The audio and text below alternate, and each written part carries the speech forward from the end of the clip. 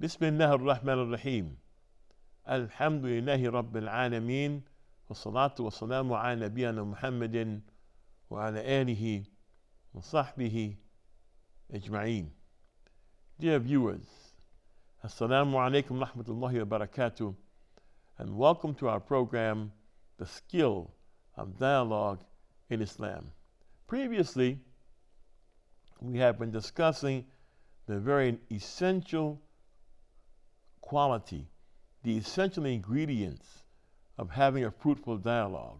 And they are that, one, the location of a dialogue should be a good one that allows for expression and thought and reply without distraction. And two, the timing of the dialogue should be a good one and not timed so that people are in a rush or right before their bedtime or when they're about to catch an airplane or take a trip. It's essential. And three, that the consideration of the people that are in the dialogue. There needs to be a consideration of who we're speaking to, how they understand, what's their level of understanding. And we've reached a point where there is an event in history in which many of these things come to light by one who was educated, taught the knowledge of the religion by the Messenger of Allah sallallahu alaihi wasallam. This event was the debate between Abdullah ibn Abbas and the group known as the Khawarij, wherein 4,000 of them decided to rebel against Ali ibn Abi Talib. And Abdullah ibn Abbas, speaking to them in the way he spoke to them, and using many of the tools that we talked about that Islam teaches about having discussions and dialogue, even if people you're speaking to oppose you. We've been speaking about Abdullah ibn Abbas. First we want to introduce who he was, radiallahu anhuma, and then talk about who the Khawarij were, and then talk about the dialogue itself, inshallah. Allah's Messenger went to relieve himself. Then he moved away and found a covered pot of water. So he said, "Who brought this?"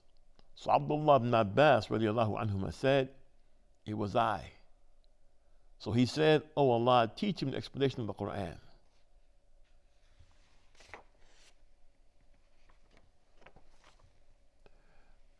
And Amash from Abu Darda, from Masruq, who said, Ibn Mas'ud, Abdullah ibn Mas'ud said, "What a fine explainer of the Quran is Ibn Abbas. If he had reached our age, then some of us would have attained a tenth of his knowledge." And Amash from Abu Wa'il, he said, Ali placed Ibn Abbas in charge of the Hajj. So he gave the khutbah that day, which was such that if it had been heard by the Turks and the Romans, they would have accepted Islam. Then he recited Surah An-Nur to them and began explaining it.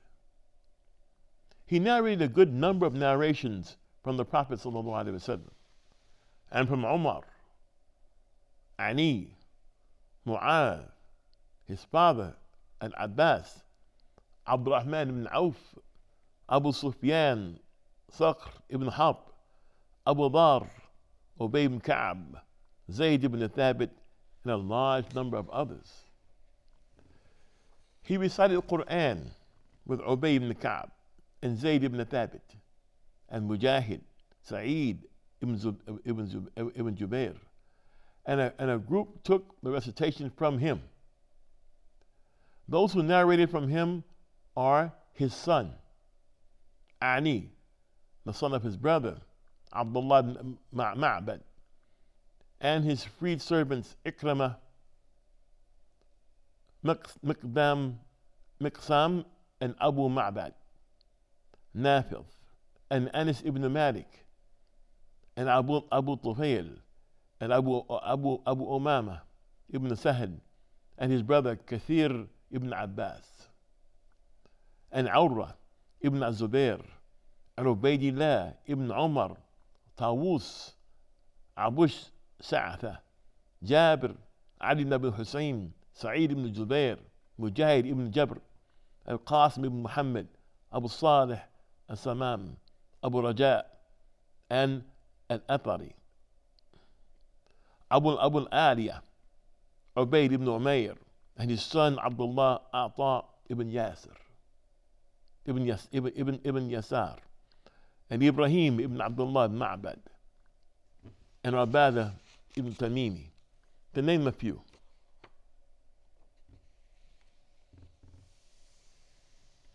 And At-Ta'dib mentions 197 people who narrated from him. This is Abdullah ibn Abbas.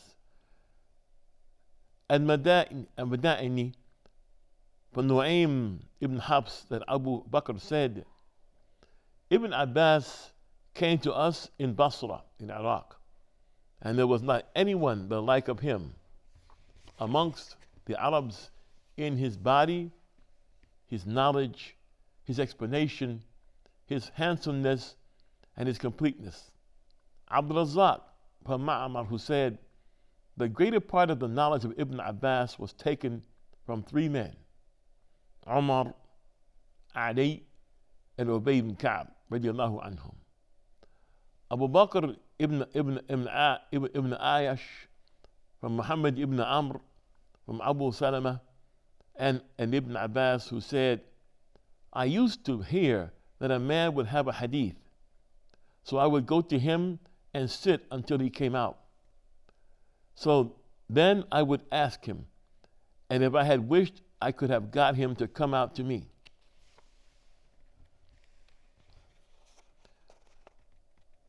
Abdullah ibn Shaddad,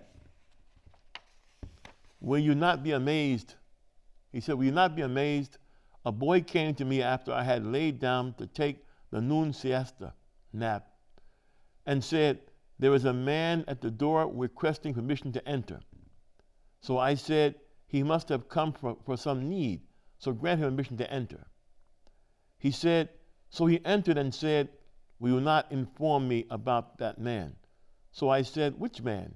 So he said, Ali ibn Abi Talib. When will he return to life? So I said, Subhanallah, I declare Allah free of all imperfections, when everybody in the graves is resurrected. So he said, I do not see except that you are saying the same as those stupid people. So I said, get him out or I will beat him. Ma'na for Qatada, from Mutarrif, who said, I heard Ibn Abbas say, revising knowledge for 1 hour is better than spending the whole night awake in prayer. His mother was Fatl al-Lubaba bint al-Harith ibn Hazm al-Bujayyar and Hilaliyah, who descended from Hilal ibn Amr. He had a group of children, the eldest being al-Abbas, after whom he took his kunya, and Ali, the father of the Khulafa, and he was the youngest of them, and al-Fatl and Muhammad and Ubaydillah and Lubaba and Asma. He was a person who was pleasant looking and handsome, tall in stature, imposing, complete intellect, quick in understanding, a man complete in his characteristics. His children, al-Fatl, Muhammad, Ubaydillah, died without offspring, whereas Lubaba produced children and descendants from her husband. Ali ibn Abdullah ibn Ja'far ibn Abi Talib, and his other daughter Asma, who was married to her paternal cousin Abdullah ibn Ubaydillah. Khalid al-Hadada from Ikramah from Ibn Abbas said, the Prophet ﷺ wiped my head and supplicated for me for wisdom for me.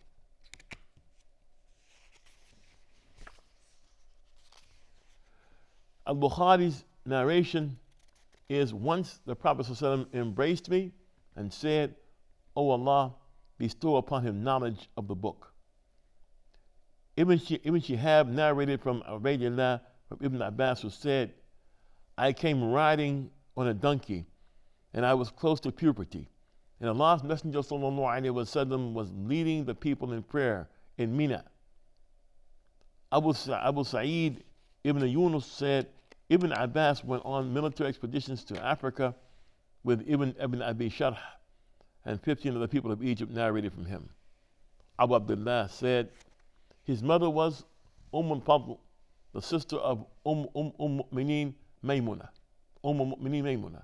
and he was born 2 years before the Hijrah. He was light-skinned and tall. His complexion was tinged with yellow. He was stout and he was handsome, fair of face, and he had hair up to the ears. He died with henna, and the Prophet ﷺ supplicated for wisdom for him. I say he was the maternal cousin of Khalid ibn al-Walid al-Makhzumi.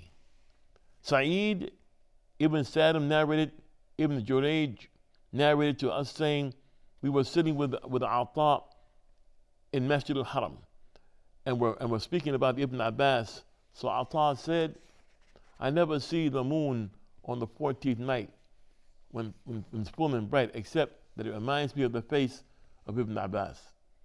Ibrahim ibn Hakim ibn Abbad narrated from his father, from Ikrimah, who said, when Ibn Abbas passed along a pathway, the women in the walled gardens would say, it is musk that has gone by, or was it Ibn Abbas? Hamad ibn Salama and others narrate from Abdullah ibn Uthman ibn Khufayyim, from Sa'id ibn Jubair, from Abdullah ibn Abbas, who said, I spent the night in the house of my maternal aunt Maymuna, and I placed some water for the Prophet ﷺ to take a bath. So he said, who has placed this? So they said, Abdullah. So he said, oh Allah, grant him knowledge of explanations, meaning tafsir, and grant him understanding of the religion.